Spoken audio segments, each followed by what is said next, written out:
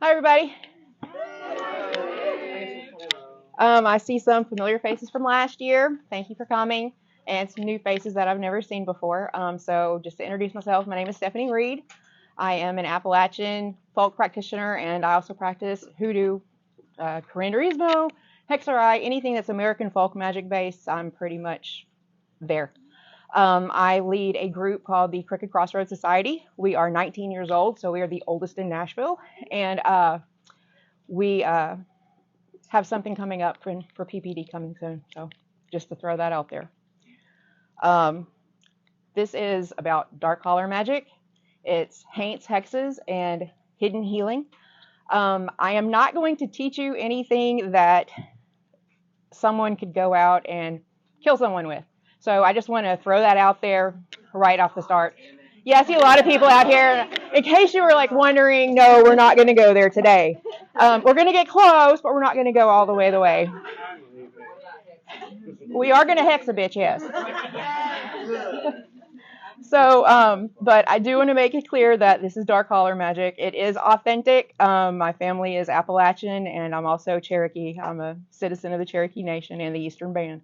So everything that I'll talk about today has something to do with one of those. My family is Scottish and Irish, and then also Cherokee.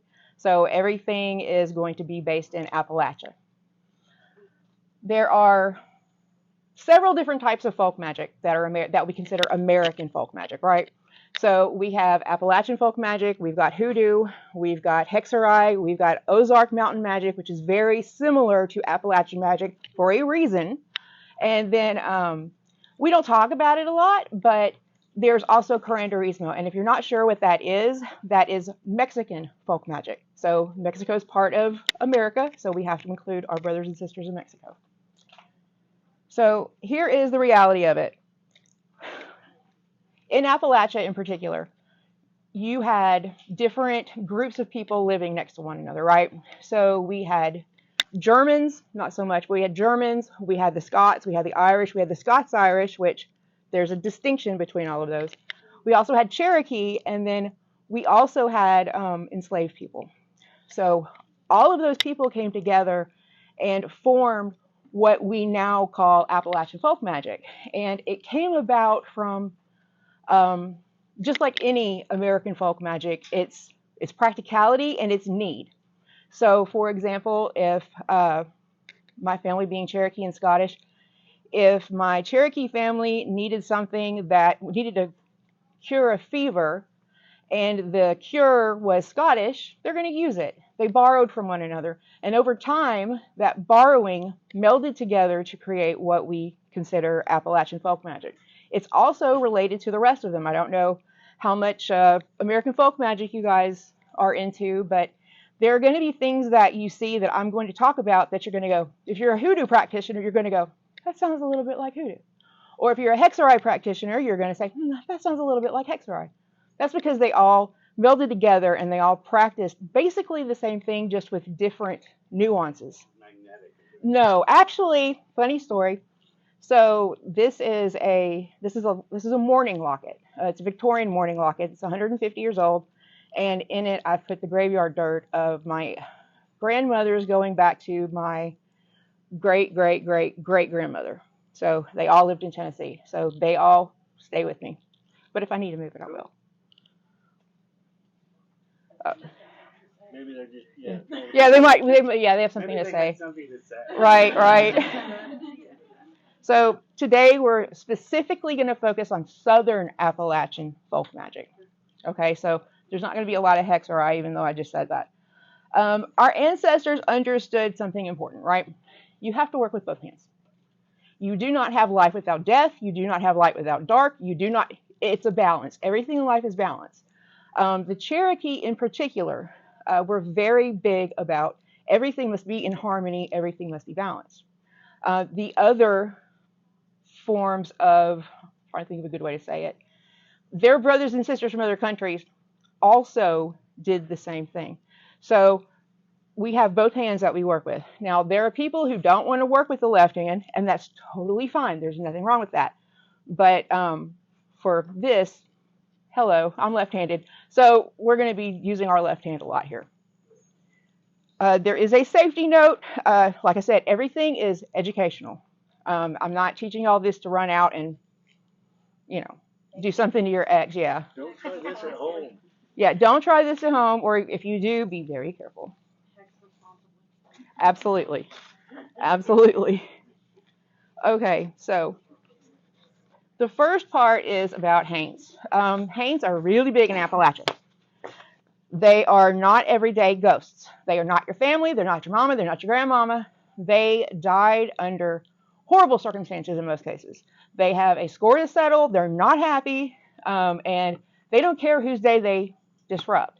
So we don't, unless you're a masochist, you don't really want them around you.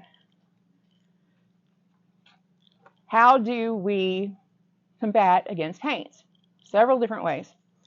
And most of those, we look to the Gullah Geechee for that. They have, I don't know, how many people have seen a house with a blue ceiling on the porch? Yes. So it's called Haint Blue, and the color is very specific. The Gullah Geechee created it. The Gullah Geechee of the, I'd say the Low Country in South Carolina, Georgia area, and you create it back then. You don't go to, they didn't go to Sherwin-Williams back then, right? So what they did was they took indigo, which was very abundant on the coastal islands of South Carolina, and they took lime, not lime like your margarita, but lime like the mineral, right? And they would mix those together with buttermilk. And that is how they came up with Haint Blue. Now, I always like to say, because my family is primarily from North Carolina, it's very similar to Tar Heel Blue. Not that I'm all about the Tar Heels, but it's close to the Tar Heel Blue. But we have different variations of it because, like I said, Sherwin-Williams, Bear, all those people decided to get in on the action. So we have a Haint Blue that looks kind of like this. It has sort of a green undertone to it. And it's probably the one that I actually probably prefer. But we also have Blue Blue. And that's closer to, I like to joke and say Tiffany Blue, but it's really not. It's close to Robin's Egg Blue. So people put Haint Blue, originally it's for the ceiling. And the reason why it's for the ceiling is because ghosts cannot differentiate, or Haints cannot differentiate between sky, water, and they can't cross water. So if you put it on your ceiling, or if you put it on your, say, your windowsills, your door frames, any place where a Haint could get into your house, they can't cross it, they can't get in. So that is one of the reasons why they use Haint Blue. Another creation from West Africa, and the Gullah Geechee made it popular, are bottle trees. Have y'all seen a bottle tree? Yeah. They are wonderful little creations. Now, the artist community sort of took them over and they think they're cute and they put them up. But the original intent of bottle trees, like these, the science behind it is that Haints enter because they say, ooh, shiny, pretty, I like. They enter the bottle, and then the next morning they get trapped. And then the next morning when the sun comes up, they're vamoosed. They're destroyed. They're gone. So that is how it works. So colored bottles, a lot of people use those. Blue is just, the cobalt blue is standard color for bottle trees. But as long as it's a bottle and shiny pretty, it'll work on your tree. So don't feel like you have to just use blue.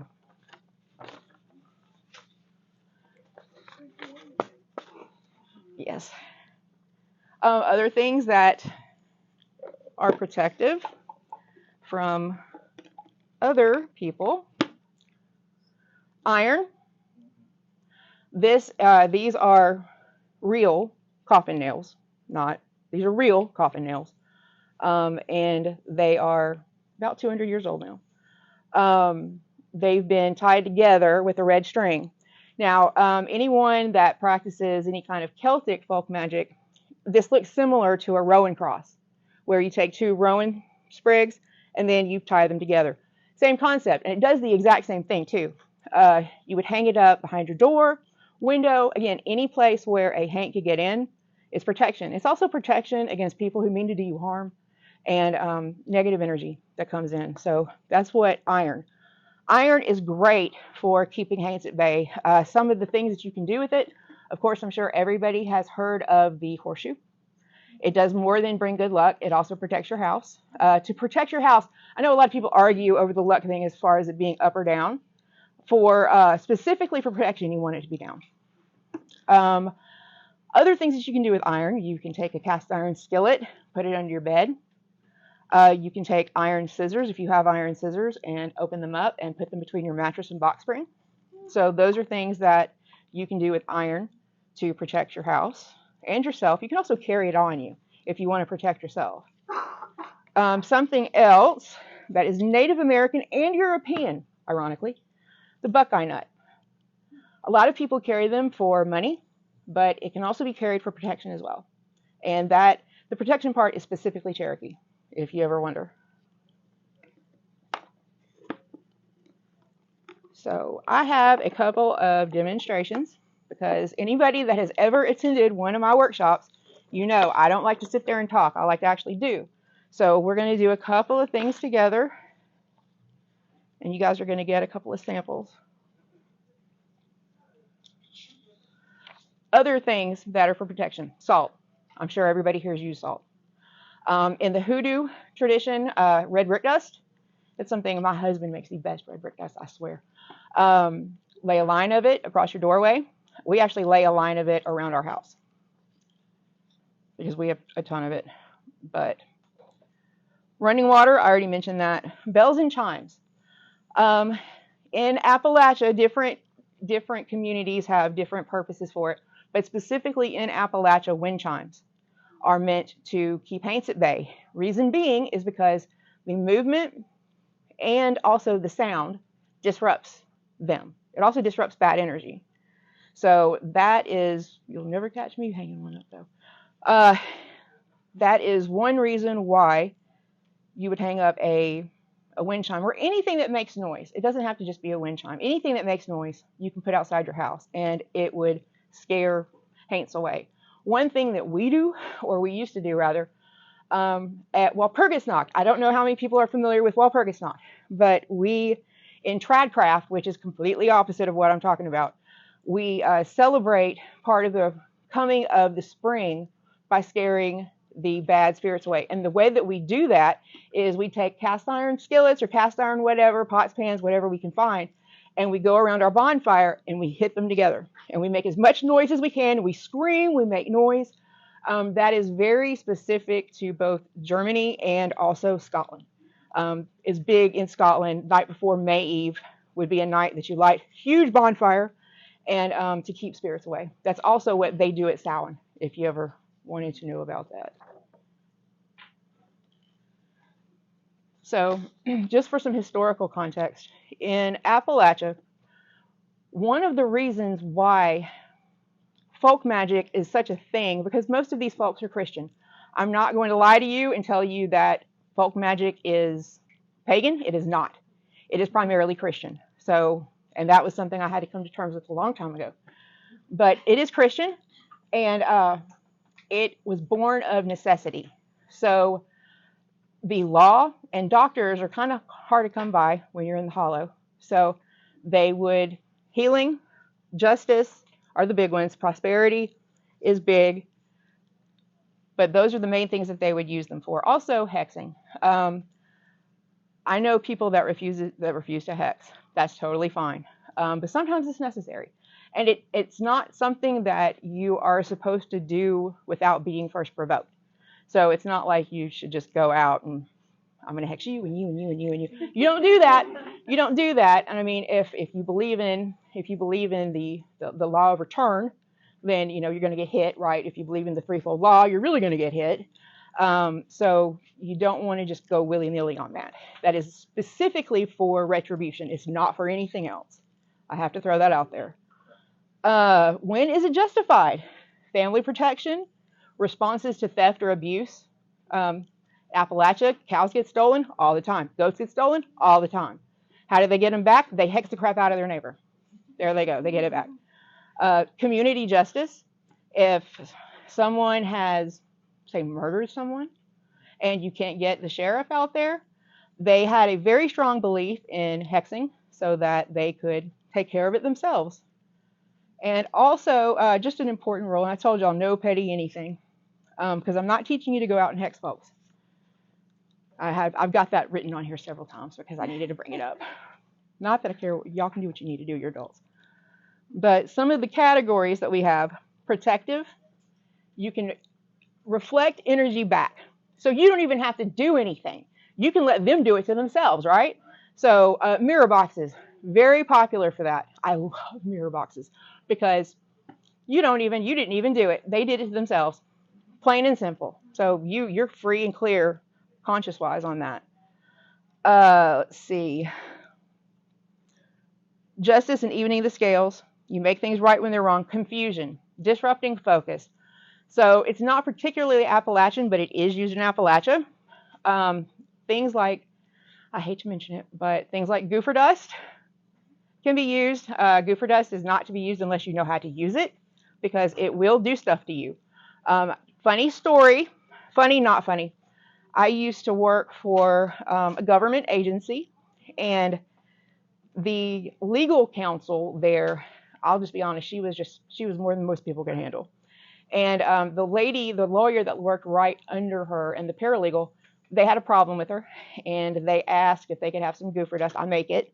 And they both practiced, so I said, okay, fine. So they used it, they put it in her office, and lo and behold, our cleaning lady came in the next morning, vacuumed it, vacuum broke. There's nothing big in it at all. It's dust, right? It wouldn't clog up a vacuum, but it flat out broke the vacuum to the point to where they had to buy a new vacuum. So, and then of course the general counsel, she lived to see another day. What exactly is it? Goofer dust, so some of the things that are contained in it, it's a trick that we use in hoodoo, and it is meant to be the ultimate fuck you, you're gonna die. That's the only way I can put it. I mean, that's the only way I can really say it. It is meant to actually kill people. It can also be used to confuse people, which is why I bring it up. But it's got graveyard dirt in it. It's got hornet's nests, pepper, red pepper, black pepper. It depends on the practitioner. I'm not gonna roll out mine, but sulfur, big one in it too, and it's meant, like I said, to confuse and potentially worse enemies. And they do use it in Appalachia too, some. Other reasons, economic, because if people are affecting your livelihood, like I said, stealing your cows, it's affecting your livelihood, that's justified. That's justified. Because you hit them in their wallet if they stole one from you. So that's totally justified. Some of the methods, and this is where we are gonna go, ooh, hoodoo, ooh, European, ooh, it's all gonna come together right here. So poppet work, very big in Appalachia. It's huge. And I wish I had remembered to pack one of my poppets. I teach a poppet making class, and our little poppets, or their poppets are cute. Mine, no. Mine doesn't look good. But hair, clothing, photographs, you put there in there. Poppets can be used for more than hexing. It is not a voodoo doll. Voodoo dolls are not, I don't even want to get into that. I could do a whole class about that, and I'm not going to. Yeah. But poppets can be used for more than just hexing. It can also be used for love work, focus, I mean, all kinds of stuff. But they do use them for hexing. And if you do that, you have to get the personal concerns of another person, not yourself. And make sure your stuff is not on there. Crossroads magic, that's also hoodoo. Hoodoo and Appalachia, they go across. You can bury your intentions at crossroads. What I do to get rid of my tricks a lot of time is I will, either I or my minion over there, my husband, will go to a crossroads and throw it in the middle of the crossroads. And that's how you would dispel it, because it's a liminal place. So everything exists, nothing exists. So it's just like both hands. Foot track magic, that's where goofer dust comes in. That's where goofer dust, hot foot powder, those are both hoodoo. But that is where you would either use the dirt from someone's footprint, or you would put something in the way of someone walking. I sort of I don't like doing that. I used to do that a lot. I don't do that anymore because you never know who's going to walk through what, right? And it could be a loved one. And it has been a loved one. Not magic, binding intentions. And that's basically where you have a string and you're tying a knot. And every knot that you tie, you're putting an intention into it. And then you take it. You can either use it to decorate something. You can hang it by your door. There's a lot of different things that you can do with that. Now, I do have a story about something that I do make. I used to make. I haven't made it in a while, but it's called swamp water. Yeah, he laughs because he knows where this is going. So I don't know if y'all have ever heard of something called war water. A lot of people use that. I have my own kind called swamp water. My husband is from the Mississippi Delta and the New Orleans area, so I like to put that flavor into all my magic. That was a bad idea with this stuff. So we collected, in mine, I put rusty nails, urine, because that's a thing, pepper, sulfur, vinegar. You can only imagine. You bottle that up and you set that to the side. And in our old house, I think we were in the living room and we heard what sounded like an explosion. And lo and behold, one of my bottles of swamp water exploded. So now it could have been scientific because the stuff that was in there was volatile, or it could have also been something else. We tried not to ask too many questions about that because we just didn't want to know. I still sold it, but I did warn people, so that was up to them. I will say that using any of that, like I said, goofer dust, swamp water, war water, any of that, you have to know what you're doing. If you don't know what you're doing, you're asking for trouble. So, and that typically takes years of practice before you can get to that point. I also suggest, unless it is a trusted practitioner that makes it, do not buy it. Don't buy it off of eBay. Don't buy it off of Amazon. You don't know what's in it. It could be junk. It could be crap. A lot of times it is. But make sure you know what you're doing when you use it. Otherwise, you don't want the repercussions of not using it properly. What are some of the repercussions you've seen? I've seen people lose their jobs.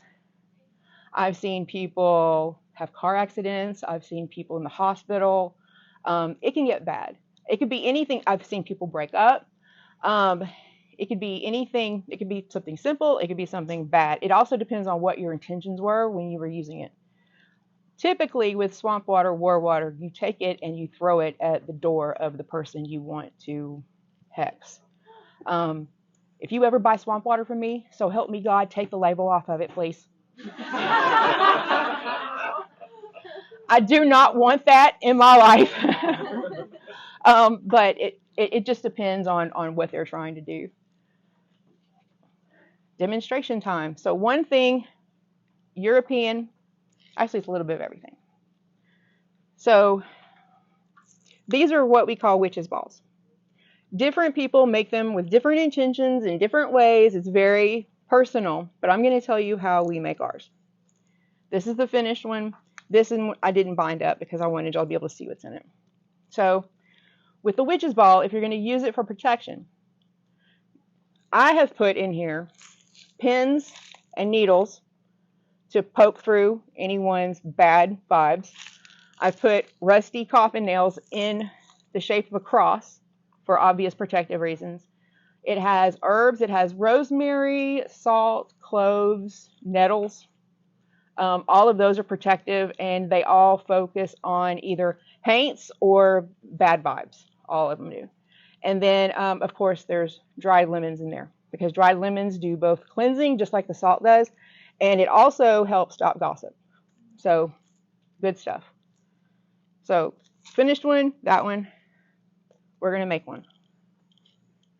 Is that in glass or plastic? These are in plastic. I use glass, but these are plastic because I'm also clumsy. Now, the ones I usually recommend getting, so you can get these. There's also the ones that have a screw top on the top.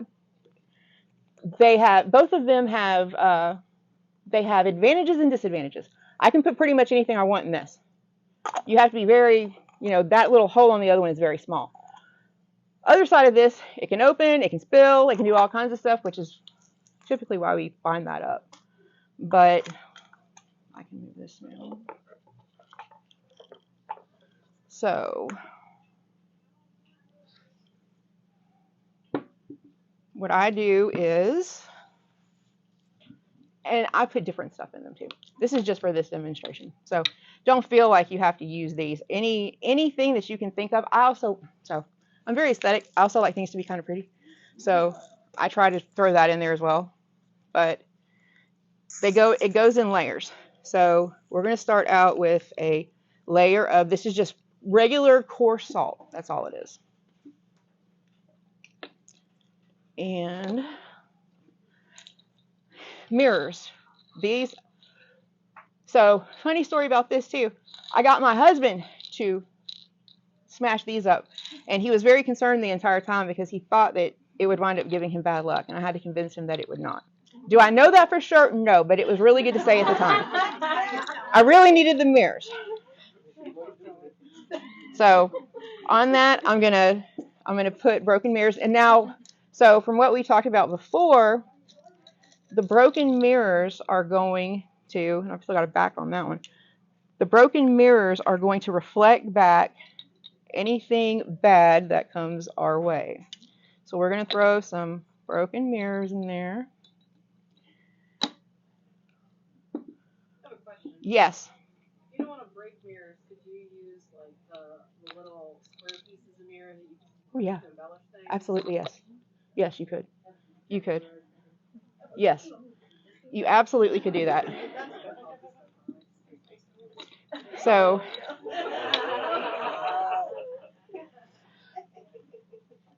I put our herbs together. So I've got some lemon slices. I've got some rosemary. I'm just going to put those in there, just however. This has cloves and nettle and black peppercorns. We're going to use nettle in a little while too. So we're going to put a layer of that in there. Rusty coffin nails. I'm going to grab a couple of those. Where do you get those? I got them. Sometimes the best things that we wind up using come to us in the weirdest ways. So we were at an estate sale or something. Where were we? We were at the fairgrounds. And there was a guy who had a box of these. And they had torn down a barn that was, at the time, it was like 175 years old. I've had these a long time. But they're genuine coffin nails. The way you know a coffin nail, it's not something that was used in a coffin, in case y'all were wondering. That's what I thought. No. So the way you tell a coffin nail from a regular nail is the shape of the head on top. It's more squared out than circular. That's how you know it's a coffin nail. These were very popular in the 1800s because they had to hand forge them. So it was just easier. They're not going to sit there and, do that. That was why. And it's all iron. Nails nowadays tend to be like steel. I mean, they're not like this. So we jumped on it. He sold them to me for $5. Oh, wow. Okay, and they sell coffin nails here. Be careful when using them, but yes. Pins. I have to be careful not to stick myself. I have a tendency to do that. But just a couple of pins. Some of these have red, or some of these have white and black heads on them. They don't have to. I have regular pins in there as well. And then I'm going to do another layer of salt, just for good measure.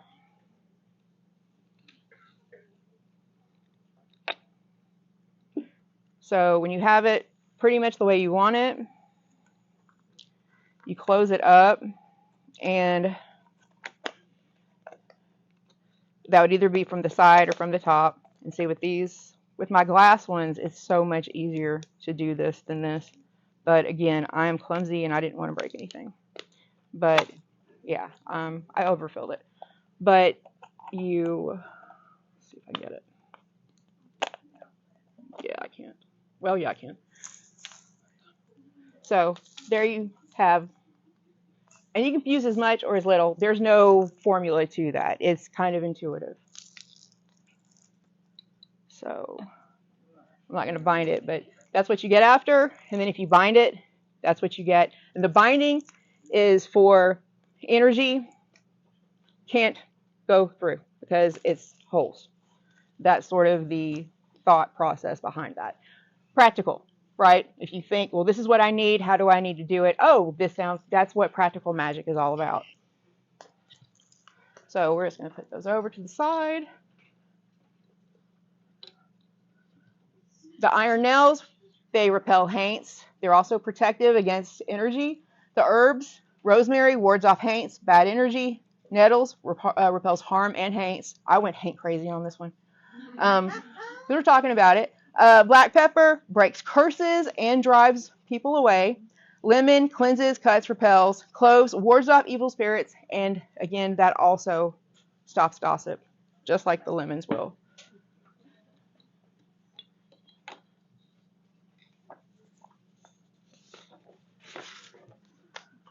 We've talked about horseshoes, mirror work, reflective, salt, protective barrier.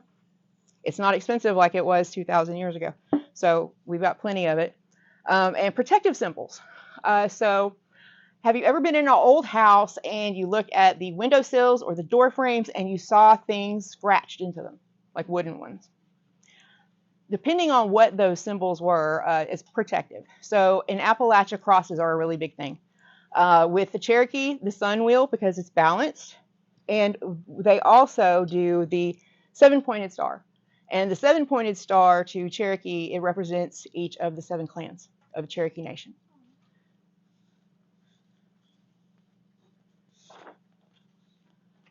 All right, demonstration number 2. We're going to make some tea. So, if you know me, some of you do, some of you don't, but I am really big into tea. I serve tea. I do afternoon teas. I blend tea. I'm really into it because herbs are just, they're healing. You can do so many things with them. So what we're going to make is called Tohi tea. Tohi in Cherokee means balance. And this is a general well-being tea. So what we're going to do is I'm going to mix it up here. My compadres from my group, they're also Creek or Crossroads folks, are going to bag it up, and each of you will get a bag of it. I like giving people gifts. So I pre-measured everything so that we wouldn't have to do all that. But the base is chamomile.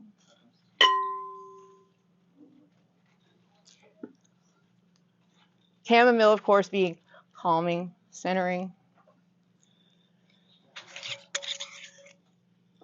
This is apple. These are apples.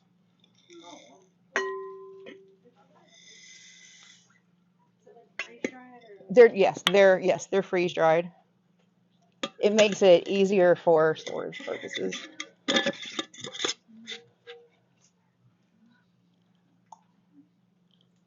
Lemon balm.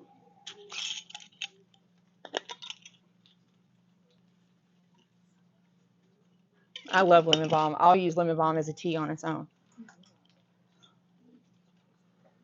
Nettle.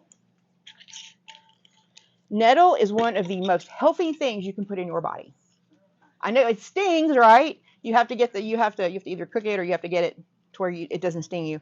But it's one of the healthiest things that you can put in your body. It's full of antioxidants. So, and it's also really good for if you have arthritis. It's really good for arthritis. So is that freshly cut nettle? Yes, it's freshly dried. Plantain. I know you all know it. If you have a driveway with rocks in it, or if you have weeds in your yard, you're almost certainly going to find plantain. Plantain is very big in the Cherokee community. We use it for poultices because it will take the sting away from bug bites. So I'm just going to mix this up. I do have a lid. And I brought the bowl too. I'm really notorious for putting the lid on it and then just shaking the hell out of it. It's especially helpful if I need to calm down. because I can sort of be calm before I ever even get to the tea part. But does anybody notice anything that all of these items have in common? They're all dried. They are all dried, right? Part of the same family. Like,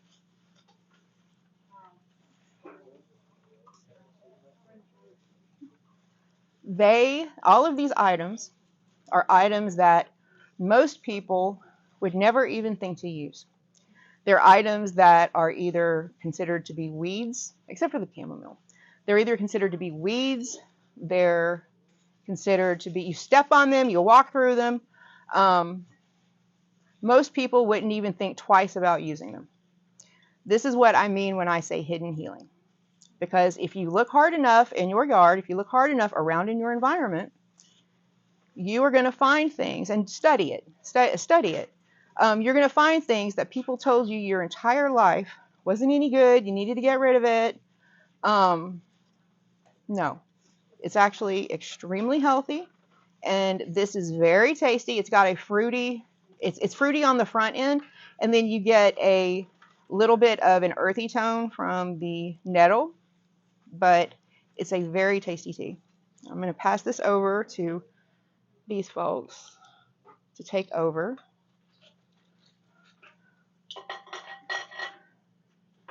And I'm going to move on while they're doing that.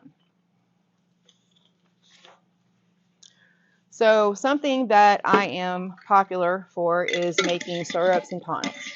I love doing it. It's one of my favorite things in the world. Last year, if you came last year, I shared my apple toddy with y'all, which I'm going to sell apple toddy this year at PPD, so I heard y'all loud and clear. I have a new one, though, for this year.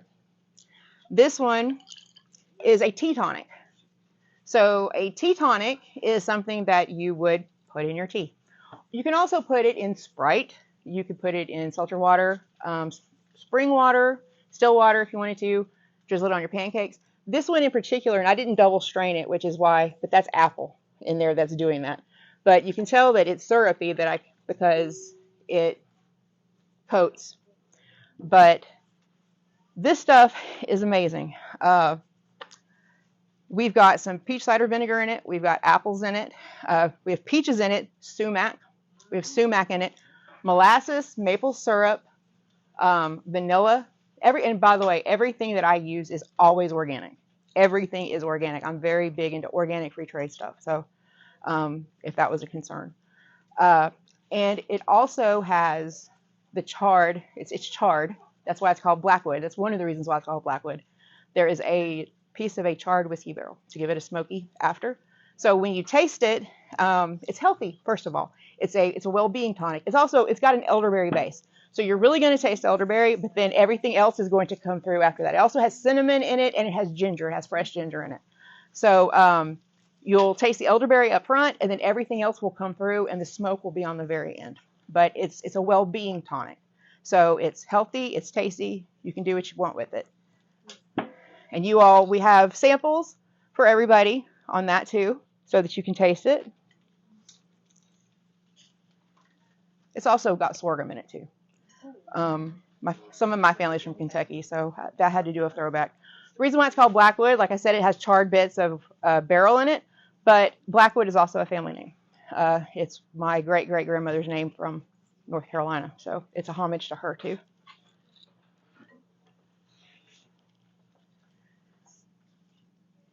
So additional traditional remedies that could be hidden.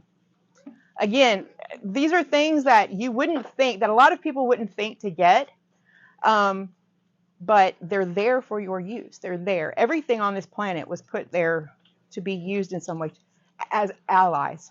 Not you use it, but you give back to it too. We're very big, our group is very big into forming a relationship with those plants, with that flora. So some of the things that you can do, traditional. Tincture making, very big in Appalachia. Basically all it is you put herbs in a jar, you pour alcohol on top of it. That's all you got to do. A lot of times it's roots, but it can also be herbs and flowers. Depending on what it is and where it came from on the plant, will determine what the ratio is of plant matter to alcohol.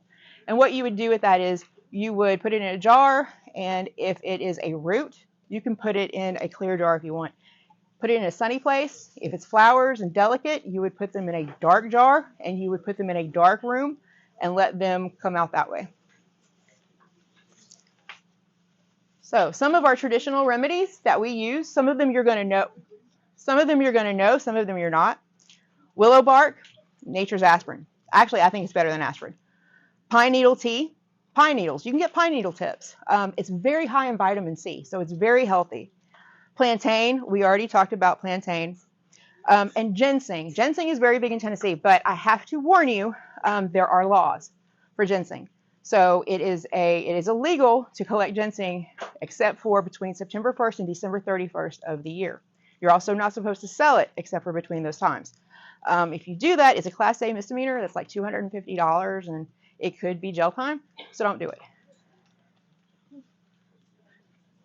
So what we've covered, we've talked about protection, we've talked about influence, we've talked about healing, and they work together. You truly can't protect yourself without an understanding of all of them, of light and shadow, at least not in Appalachia. So our takeaways, personal responsibility is key. If you're going to do something, make sure you know what you're doing. Make sure you understand that there will be repercussions to what you do. If you can live with that, go right ahead. If you can't, rethink what you're doing. Respect the traditions while adapting them to your modern life. Start small and build your knowledge over time. You're not meant to know it all in one day. I like to jump into things and I have to know everything now. It doesn't work that way. It takes years. I've been doing this for 35 years. So, and I'm still learning all the time. So just start out small. And in Appalachia, everything is slower. So have patience. It will come with time. So thank you all. May your homes be protected and blessed, and may your families be healthy, happy, and wise.